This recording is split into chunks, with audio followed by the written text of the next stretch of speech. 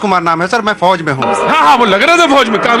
मैं बीजेपी और मोदी जी को एक स्पेशल थैंक्स बोलना चाहता हूँ कि आज उनकी बीजेपी जब से आई है, एक फोर्स मेंबर कॉन्फिडेंस जहाँ भी ड्यूटी करता है कॉन्फिडेंस महसूस करता है, चाहे वो श्रीनगर में हो, चाहे बिहार में हो, चाहे ऑल ओवर इंडिया कहीं पे भी।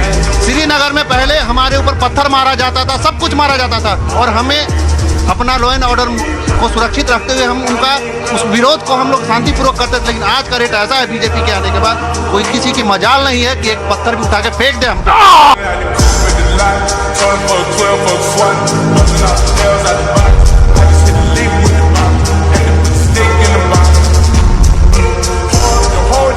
इंडिया की इकोनॉमी को बूस्ट मिलने की जरूरत नहीं है।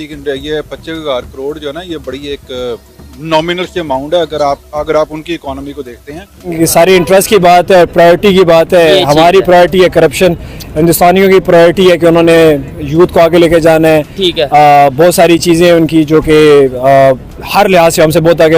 हमारे और इंडिया का कोई कंपैरिजन है? ये तो सवाल ही मुझे नहीं समझ आती कि ये सवाल क्यों है।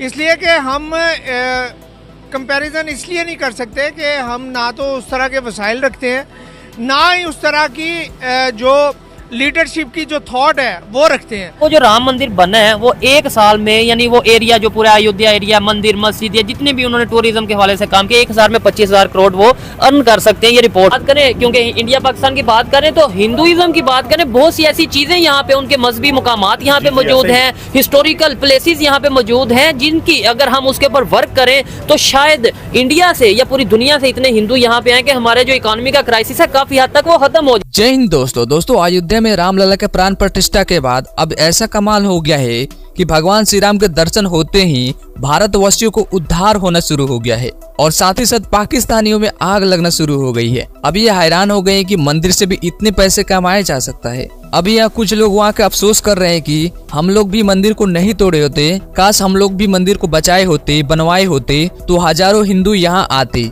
और कितना धन आता। अब यह कह रहे हैं कि हमने भी मंदिर को नहीं तोड़े होते तो सिर्फ मंदिर से ही इतना डॉलर आ जाता कि हम भी भूखे नहीं मरते। पूरी दुनिया से टूरिस्ट आते, पूरी दुनिया से डॉलर की बारिश होती और हमारा स्थिति ऐसा कभी नहीं होता जैसे कि अभी आटे के लिए तरस रहे हैं, भूखे मर रहे हैं। दोस्तों, अब ये भले ही मंदिर को तोड़कर अफसोस करने का दिखावा कर रहे हैं कि हमने मंदिर को ना तोड़े होते, लेकिन इन लोगों के अंदर इतना जहर भरा हुआ है कि आज भी ये लोग मंदिर बनवाने के तैयार नहीं हैं। बल्कि वहाँ के तो कुछ जज्बे वाला जाहिल ऐसे भी हैं जो अभी भी राम मंदिर पे जहर उगल रहे हैं। ये लोग जैसे कर्म किए हैं वैसे भुगत भी रहे हैं और इनका स्थिति और भी ज्यादा खराब होने वाला है। ये लोग जब तक सनातन के रूल संस्कृति को फॉलो नहीं करेंगे तब तक ये इनका स्थिति कभी नहीं सही होगा। तो देखते हैं कि पाकिस्तानी मीडिया और पाकिस्तानी लोग क्या कुछ सोचते हैं मंदिरों के बारे में।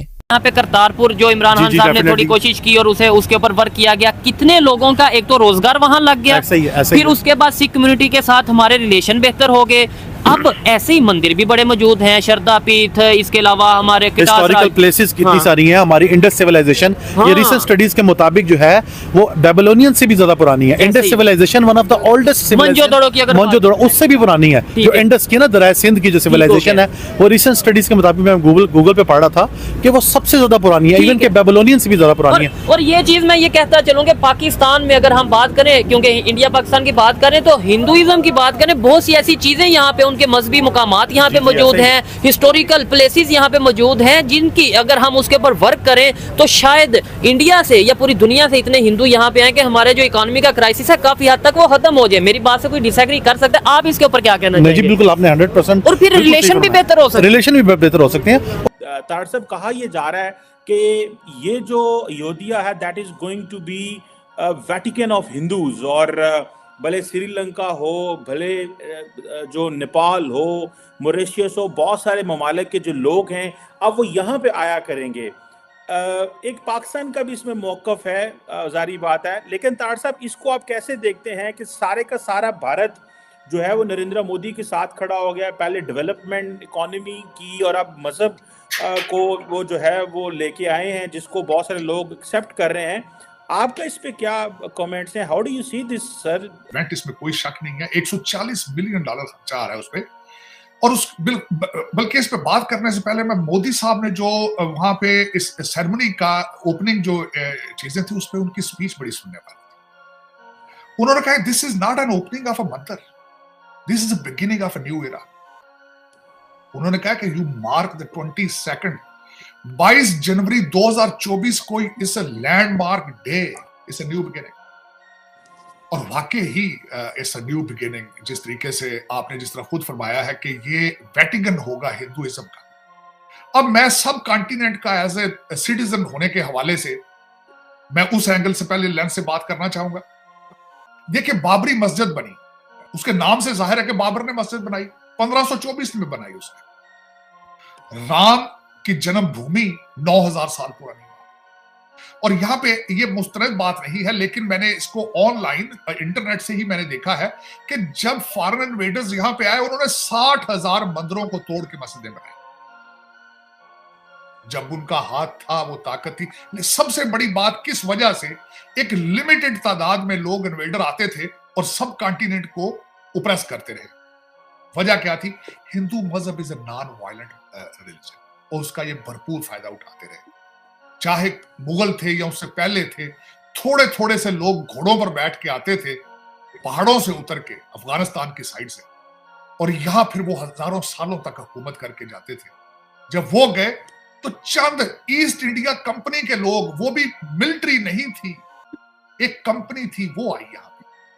1857 में जाके क्वीन ने इसको ब्रिटिश कॉलोनी बनाया था। उससे पहले तो एक कॉर्पोरेशन रन करती रही इस मुल्क। क्यों? क्योंकि Hindu religion is a non violent religion. और यही तो इमेज है हमारे पाकिस्तान का। जितने ज्यादा लोग आएंगे, आके एक्सपीरियंस करेंगे, कहेंगे नहीं यार, ये तो वॉर कंट्री तो नहीं है, ये तो बड़ा जबरदस्त मुल्क है, बड़े अच्छे लोग हैं। बताया जा रहा है वैसा नहीं है, ऐसा नहीं है। अच्छा, ये चीजें हमारे यहाँ पे होनी चाहिए। सबसे पहले तो ये बताएं, फिर मैं पूछूंगा क्यों नहीं हो रही। पहले बताएं, होनी चाहिए या नहीं? नहीं, जरूर होनी चाहिए, इसमें कोई शक ही नहीं है। आप अगर देखें हमारे यहाँ पे, अगर कोई हिस्ट्री से लव करने वाला बंदा है तो टैक्सला जो एक है, वो कितनी पुरानी एक तहजीब है, और वहाँ पे मोहनजोदड़ो है। और आप देखें वो यूनिवर्सिटी वो जो बनी हुई है, कितनी पुरानी तारीखी यूनिवर्सिटी, कहाँ से लोग आके वहाँ पे पढ़ने आते थे। उस इंगलाज मत है। मैं कहता हूँ बलोचिस्तान आज जो क्राइसिस का शिकार है जी, बलोचिस्तान के लोगों को बहुत इश्यूज है। मैं कहता हूँ सिर्फ टूरिज्म को वहाँ पे प्रमोट कर दिया जाए तो शायद वहाँ के लोगों में बड़ी खुशहाली आ जाए। अब दरअसल हाल ही में प्रभु श्री राम के मंदिर के बनते ही SBI ने अपनी तरफ से रिपोर्ट निकाली है, जिसमें उन्होंने बताया है कि प्रभु श्री राम के अयोध्या में आगमन की वजह से उत्तर प्रदेश और पूरे भारत को हर साल तकरीबन 25,000 करोड़ का फायदा होगा। आपको बता दें कि भारतीय अर्थव्यवस्था में 25,000 करोड़ रुपया देशी और विदेशी टूरिस्टों के द्वारा और भी अन्य स्रोतों के द्वारा आएंगे। प्रभु श्री राम के अयोध्या नगरी में मंदिर बन जाने की वजह से रोजगार के नए नए अवसर उत्पन्न हुए हैं, और साथ ही साथ इंफ्रास्ट्रक्चर का और भी ज्यादा विकास हुआ है,